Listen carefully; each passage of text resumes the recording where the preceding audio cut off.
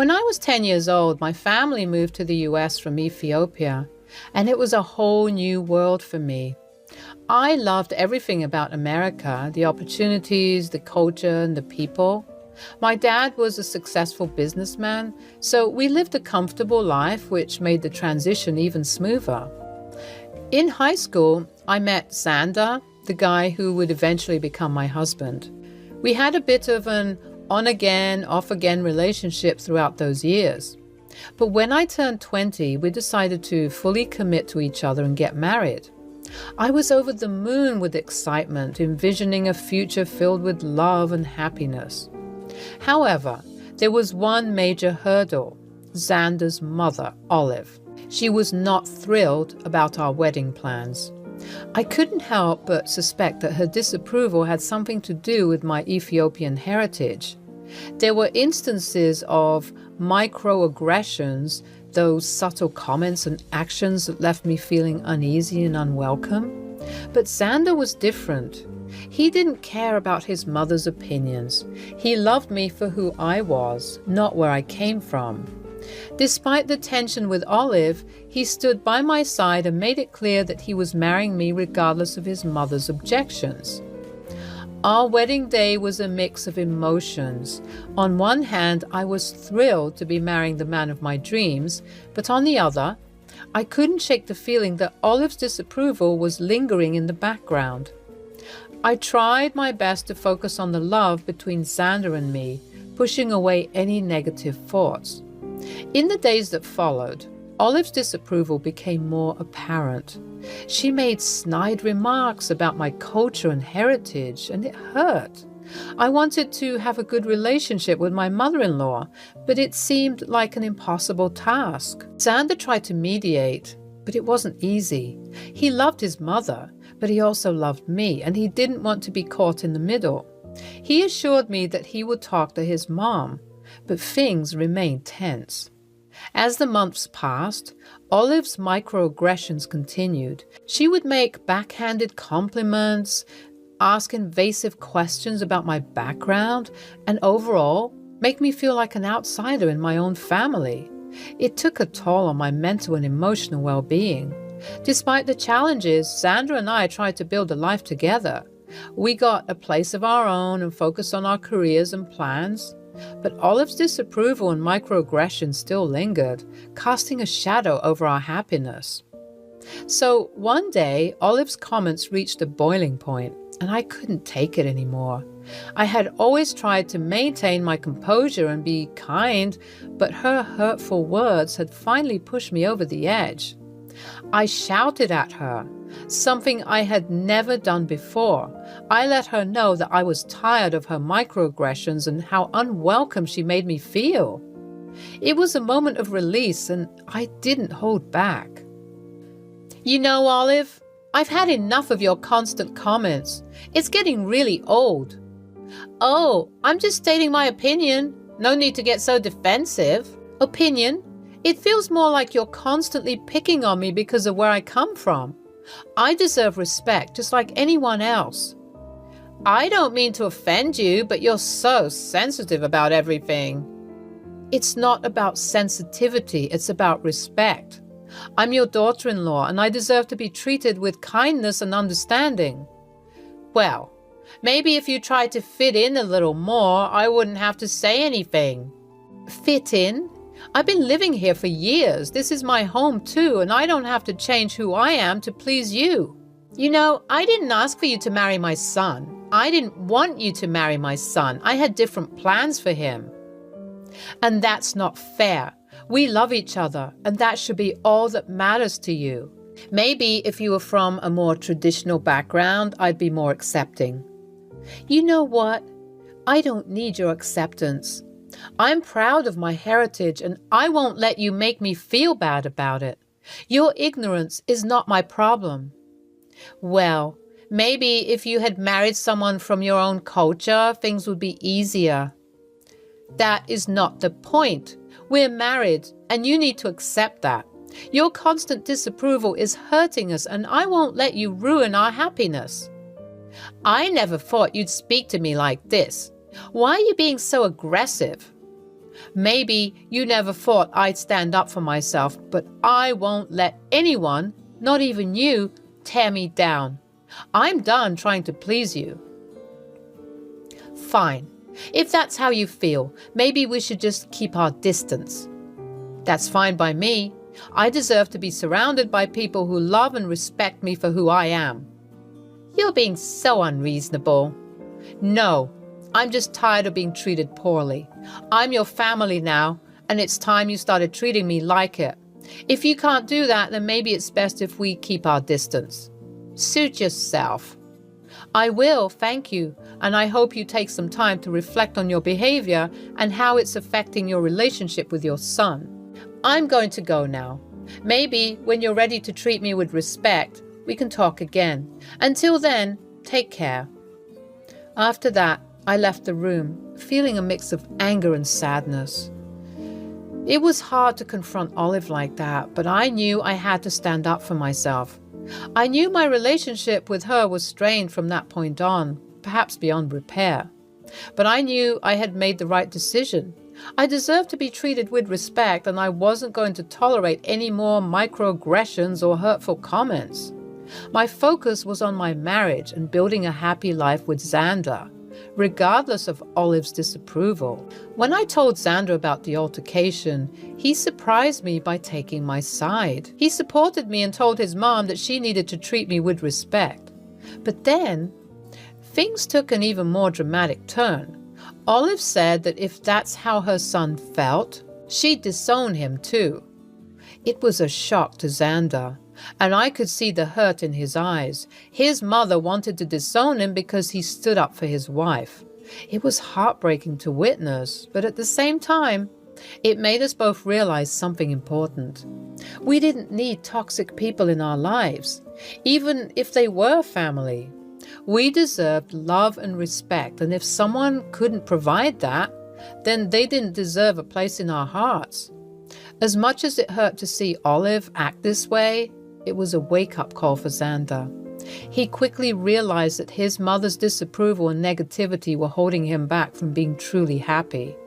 It was time for him to break free from the toxicity and create a life with me that was built on love and understanding. Months had passed since Olive cut us out of her life, and Xander was still deeply affected by his mother's decision.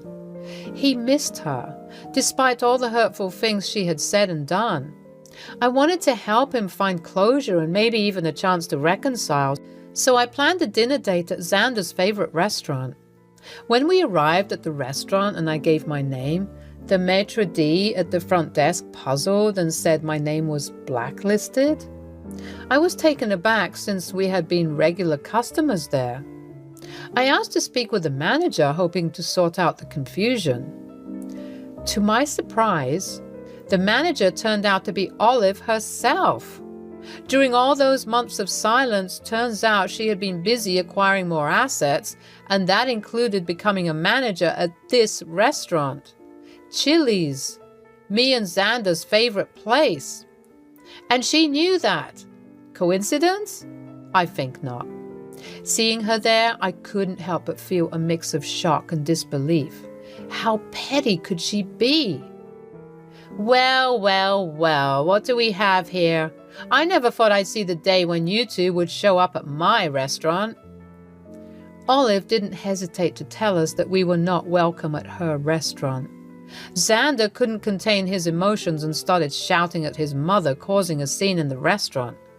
I was torn between wanting to support Xander and trying to keep the situation from escalating further. Olive, we didn't come here to cause trouble. We just wanted to have a peaceful dinner. Peaceful dinner? With the likes of you? I don't think so. You know, it's quite amusing to see you both standing there begging to be let in after what you did. What are you talking about, Mom? We've always loved this place, and now you're telling us we're not welcome? Oh, it's quite simple. You see, when you decided to marry this person against my wishes, I had to make a choice. I couldn't have my son making such a terrible mistake, so I made sure to protect my business from your poor choices. You're so sick. It's disgusting. You're doing this on purpose, aren't you? You blacklisted us from your restaurant just to spite us. Oh, please, Xander. I'm just looking out for my reputation.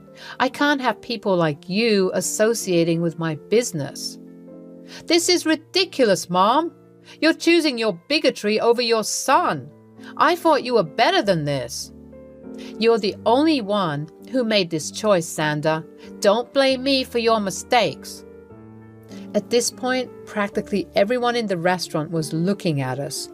It was embarrassing to be thrown out of Chili's. Xander, it's not worth fighting with her. Let's go. You're right, Amara. She's not worth it. Yeah, go on. Get out of here. Nobody wants you here.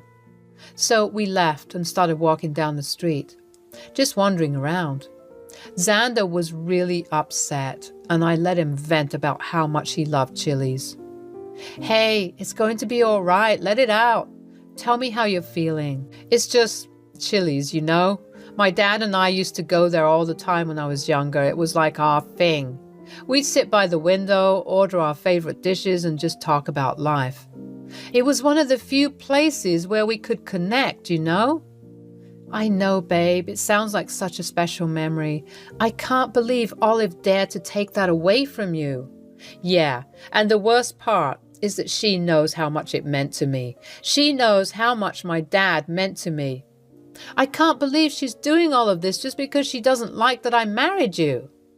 It's not fair, Xander. You deserve so much better than this. I wish I could change things for you. I just hate that she's trying to ruin everything for us. I thought the family was supposed to support each other, not tear each other down. I know it's hard to understand why she's acting this way, but sometimes people let their prejudices cloud their judgment. We can't change that, but we can choose how we react to it. You're right. I don't want to waste any more time and energy on her. We have each other, and that's what matters. That's the spirit. We'll get through this together, and hey, I have a surprise that might cheer you up a bit. Oh, what is it? Well, turns out my dad owns the whole complex of buildings on this street, including Chili's. Wait, what? Why didn't you tell me this before? It was a recent business deal he made with some investors, and I wasn't sure how it would all work out. I was going to tell you once we had sat down in the restaurant. Something to celebrate, you know. Amara, that's amazing. I need to pass on the congrats to him. You can do that later, because right now we need to take care of your mom. What do you mean? I mean, my dad can handle this. He's not someone you want to mess with when it comes to business matters. He's going to sort Olive out, and we won't have to worry about her anymore. At that moment, I decided to call my dad and let him know what happened. I put him on speaker so Xander could hear too. I told my dad everything about how Olive treated us at Chili's. Dad wasn't too happy to hear all of this, to say the least. I knew that lady hated you, but kicking you out of the restaurant was low. I'm so sorry I didn't see the documents sooner.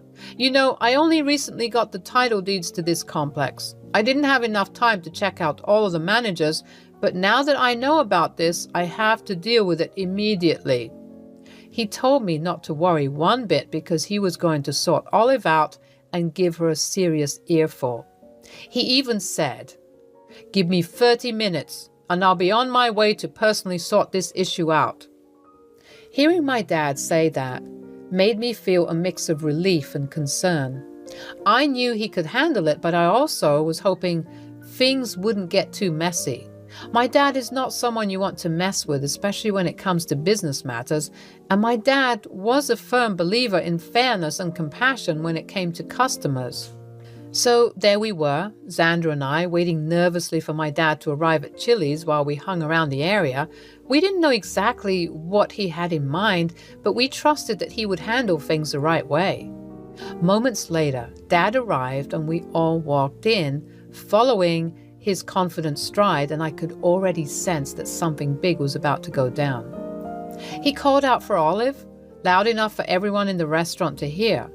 I could feel the tension in the air as people turned to see what was happening.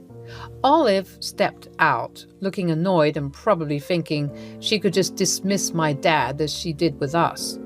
But Dad wasn't one to be dismissed so easily.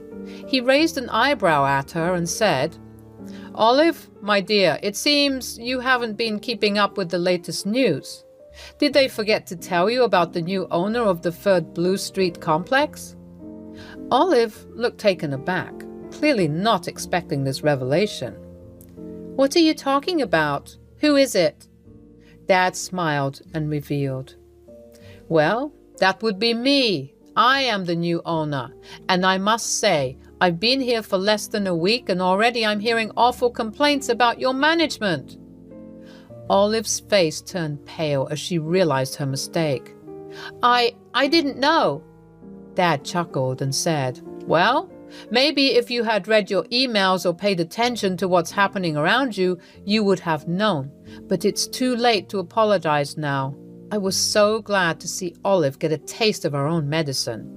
Xander stepped forward and said firmly, "You had no right to treat us the way you did, especially Amara. We've always known that you've been a hateful person, but when it comes to owning an establishment, the first thing they should have taught you is that no one is discriminated against due to personal matters as a manager. You blatantly disregarded that, and I don't think you're the right fit for this place." "Hakeem, wait. I'm sorry, I didn't know." "Even if you didn't know that he owned the place, you should have put your bigotry aside and served as rightful customers." "Please, let's talk about this in the back." "No need. I'm sure these lovely people would like to know that the racist bigot who was managing Chili's is no longer part of the staff." Everyone began murmuring louder than they already were. Olive looked so embarrassed, and Xandra and I were amused with ourselves, getting our justice after being abused for so long by her awful words. My dad kicked her out, threatening to get security to drag her out if she didn't want to cooperate. She was so ashamed she looked like she was about to cry, so she began her walk of shame outside. With Olive walking out, the atmosphere in the restaurant quickly changed.